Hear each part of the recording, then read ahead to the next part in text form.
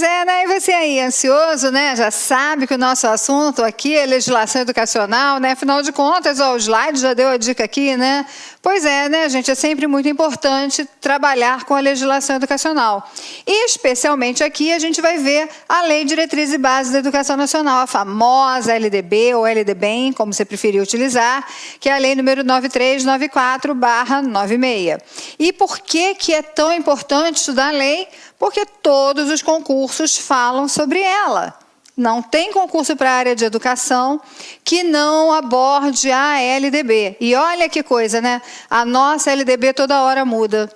Você possivelmente já estudou para algum concurso e a LDB tinha uma versão em alguns artigos que já foram modificados. E hoje a LDB se apresenta de uma outra forma, com novas intenções, porque os novos artigos e novas leis vão modificando. Infelizmente, esse é um movimento que acontece em muitas leis, mas especialmente na lei da educação, parece que esse movimento é caprichado. É tipo assim, vamos mudar mesmo. E muda, e toda hora a gente tem uma mudança, e toda hora a gente tem que se apropriar. Eu sempre falo isso para todos os meus alunos. Muito cuidado quando você vai estudar legislação e você pega o material do concurso anterior, ou você pega alguma aula do concurso anterior, um slide do concurso anterior, porque em legislação eu não te garanto que seja verdade. A partir de agora você vai poder fazer isso com esse material aqui. Sabe por quê? Porque sempre que houver uma alteração na lei, nós viremos aqui e faremos a modificação, a alteração no slide também. Se você notar, a gente está dividindo a aula por títulos. Então, nesta aula, neste primeiro encontro nosso, nós não vamos discutir a lei inteira, nem seria a intenção, mas nós vamos discutir por título. E, portanto, hoje, agora, nesse instante, discutiremos os títulos 1 e 2. Futuramente, se esses títulos forem modificados, a gente vem aqui e regrava os títulos 1 e 2. E o restante da lei, que não tenha sido modificado, vai estar preservado. E assim é a forma mais fácil de você estudar, é a forma mais fácil da gente garantir que você vai ter, de fato, a última versão da lei sempre ali pronta, gravada, para você estudar. E para você, ó, arrasar na hora da prova, que é o que a gente quer e que é o que você quer também, né? Então, a gente já sabe como é que vai ser a proposta de estudo. Vocês vão ter vários vídeos divididos por títulos. Em alguns momentos, os títulos são 1 ou 2 títulos. Às vezes é um só, vai depender do tamanho dele, das informações que ele trouxer. Aqui são 2 juntos, porque eles são pequenininhos. Mas, para a gente começar a falar da LDB, primeiro eu quero apresentar para vocês o cenário da legislação educacional. Preste atenção que a gente está falando de educação e a gente vai pensar, então, de onde surgem as ideias que a LDB traz. Tudo parte da Constituição Federal. Então, a Constituição Federal é a carta magna do país, né? A nossa Constituição, ela dá conta de todos os aspectos da nossa vida. É lógico que ela não tem como especificar muitas coisas, e, portanto, a partir dela surgem outras leis para poder especificar as áreas de atuação dentro da sociedade. No caso de educação, é a Lei Diretriz e Base da Educação Nacional. E eu quero chamar a atenção para vocês já de uma coisa, tá? A Constituição Federal, olha só, ela é uma lei de 1988. Já a LDB é uma lei de 1996. Então, nós temos aqui um gap, ou um distanciamento de 8 anos, que nós vamos já saber por quê. Ou seja, embora a Constituição já determinasse lá algumas coisas básicas, existiu muita luta, debate, interesses, ideias, que foram discutidas para que se tivesse a versão integral, aquela primeira forma escrita da lei, que foi a de 96. De lá para cá, gente, muita coisa mudou, né? Como a gente já falou. Bom, mas a gente precisa ver que, historicamente, foram 8 anos de debates intensos para que essas situações fossem realmente escritas e definidas na lei. Bom, quando a gente pensa em legislação educacional, a gente não pode parar só aqui na LDB, não, tá? Se quiser olhar para a questão da legislação, você tem que entender um caminho mais amplo. A partir da LDB, por exemplo, surgem as diretrizes curriculares nacionais, que são as DCN, que estão no caminho da legislação. São normas, são leis e precisam ser seguidas por todos os sistemas de ensino na elaboração dos seus currículos. Recentemente, uma das alterações da LDB, que nós vamos estudar ao longo das nossas aulas, trouxe para a gente a obrigatoriedade da Base Nacional Comum Curricular, da BNCC.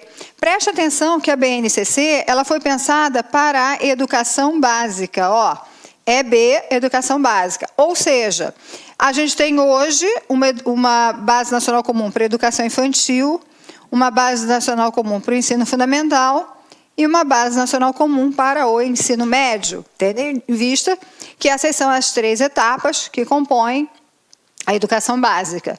Então, em termos de legislação educacional, nós temos esse caminho. Existem outras leis? Lógico que existem, gente. Eu estou fazendo aqui um caminho que é o caminho mais usual ou mais cobrado nos concursos.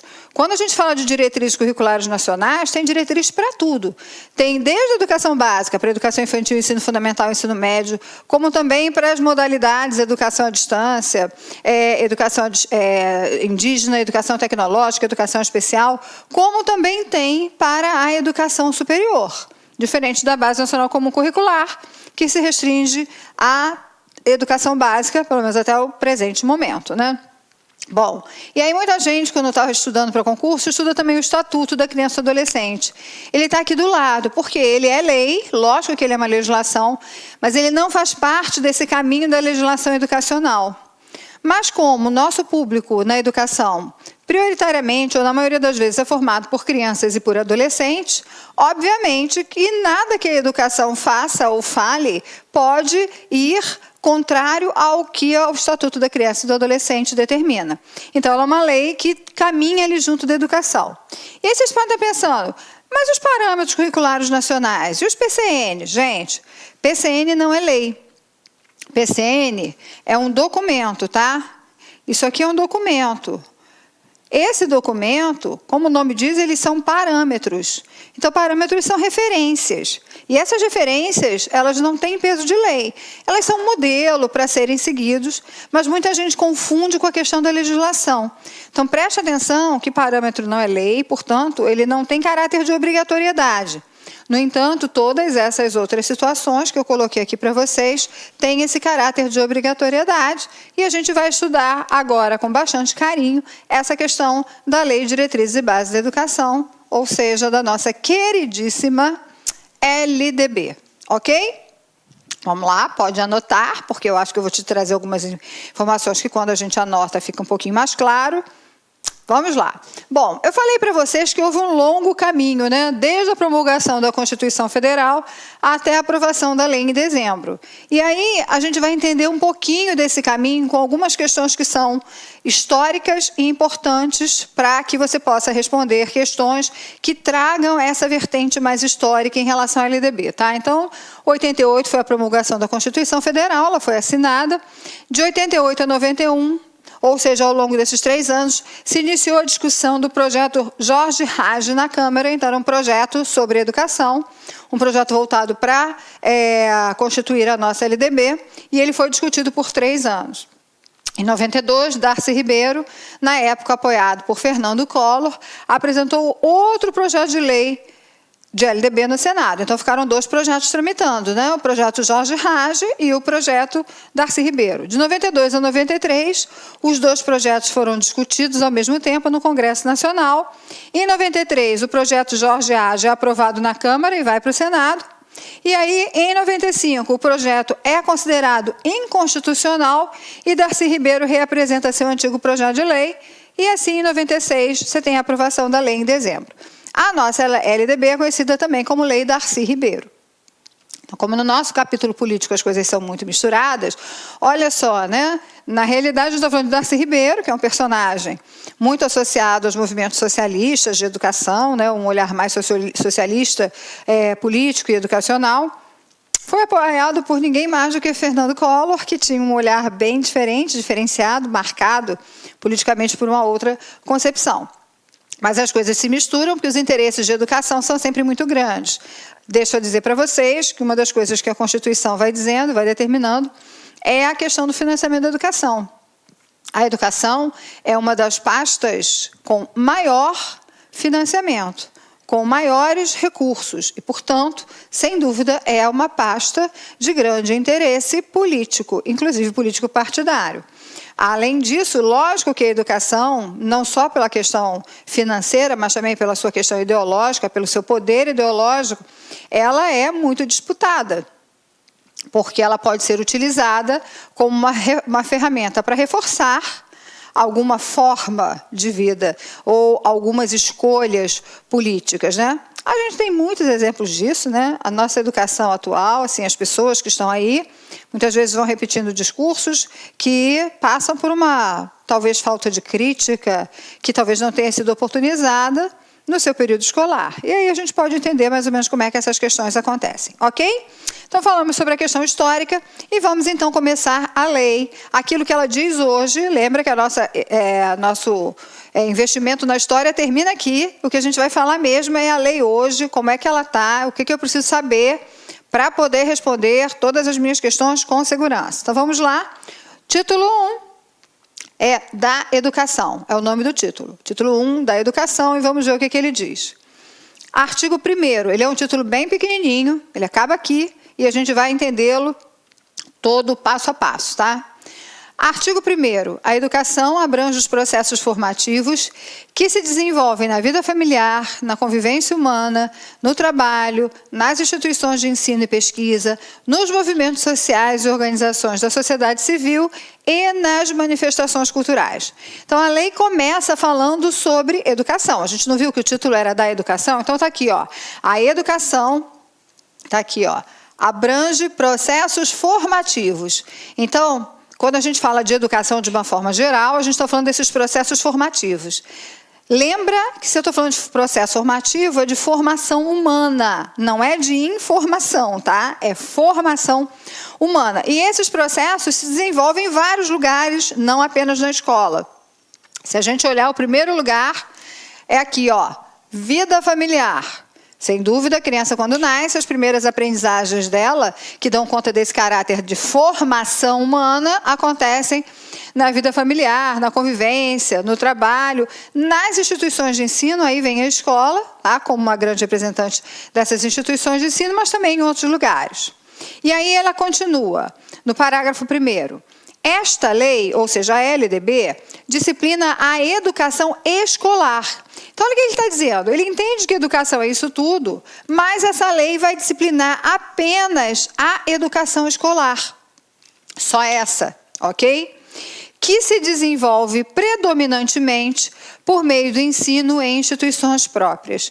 E aí eu vou chamar a atenção para você, sempre que a lei trouxer essas questões aqui, ó, de predominantemente, presta atenção, porque ela não está dizendo que só tem uma forma disso acontecer.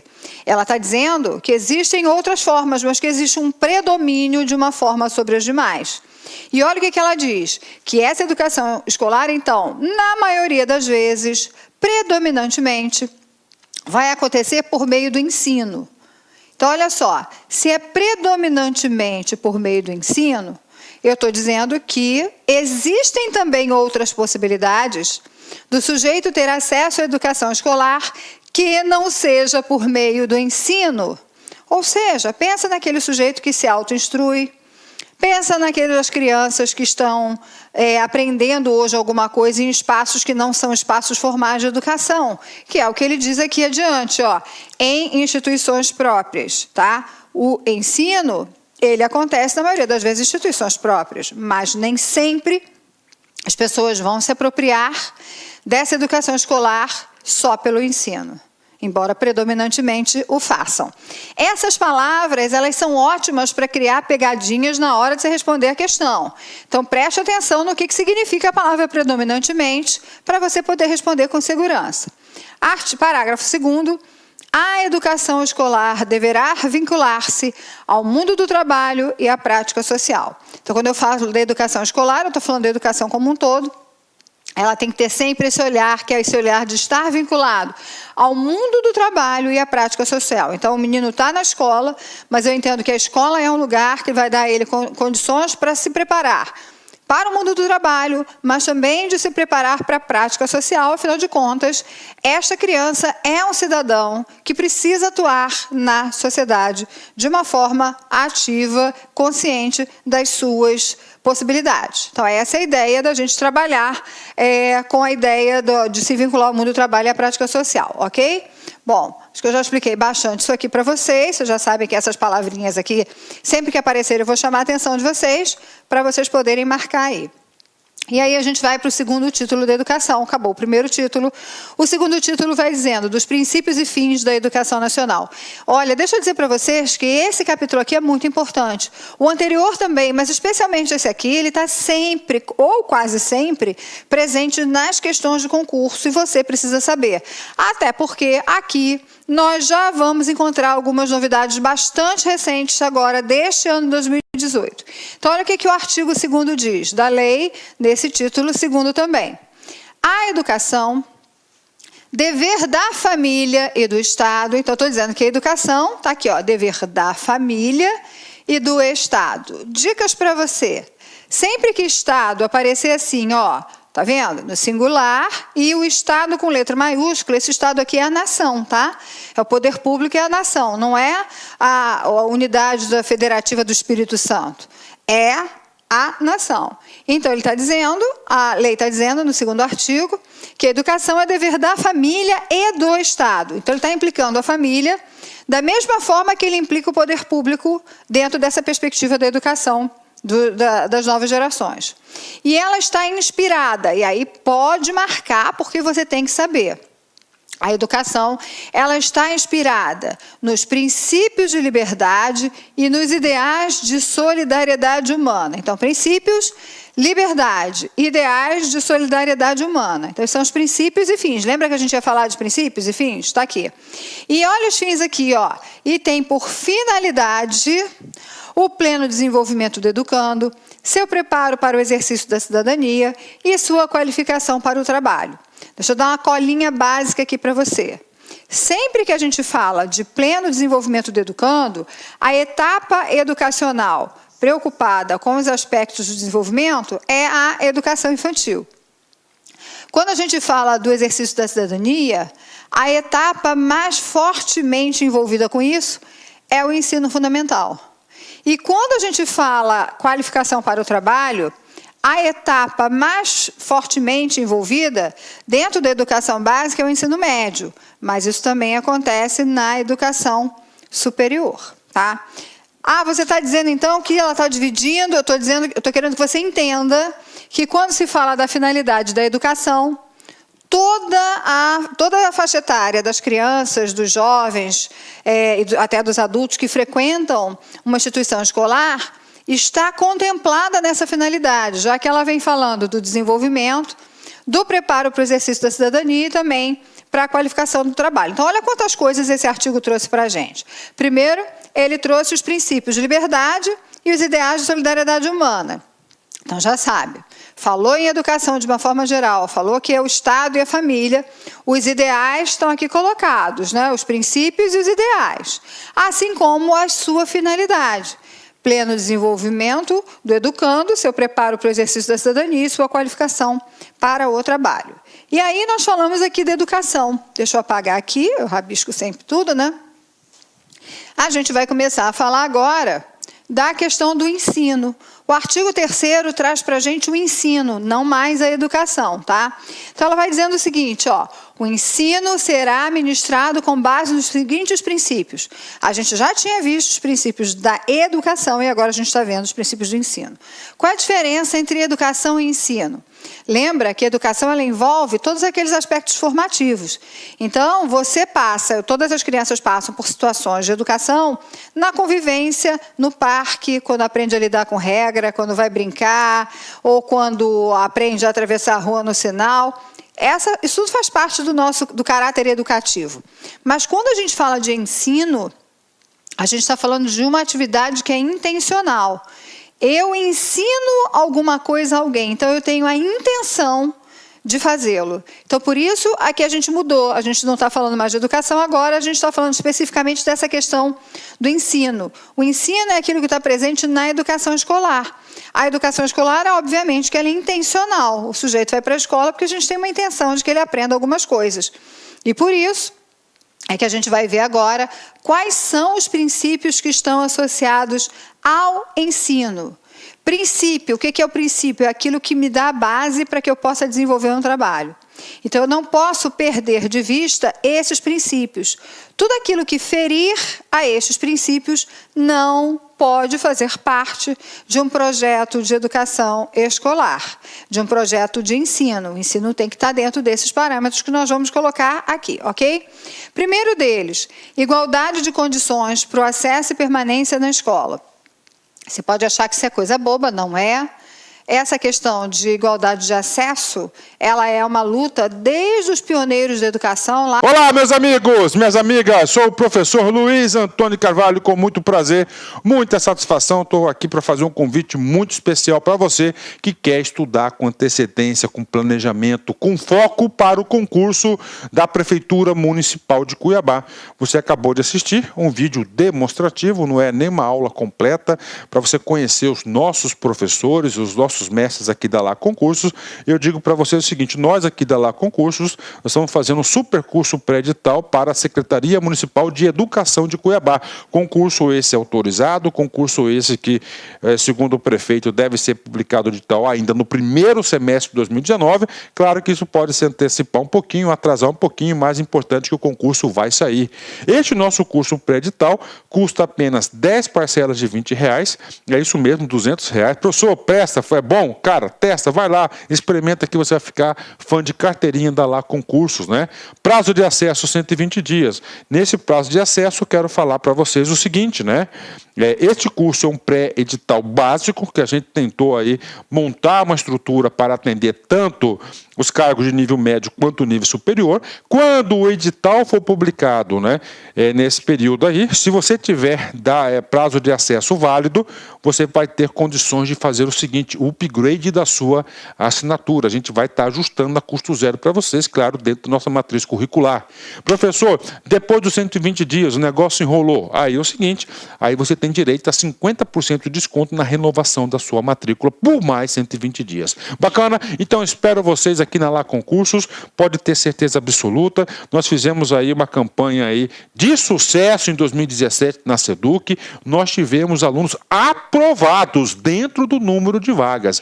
Quase 1.200 alunos aprovados no concurso da SEDUC 2017. Classificado foram milhares de alunos aí. Tudo bem, meus amigos? Um forte abraço, fiquem com Deus. Espero vocês aqui na Lá Concurso. Tchau, fui! Clique lá.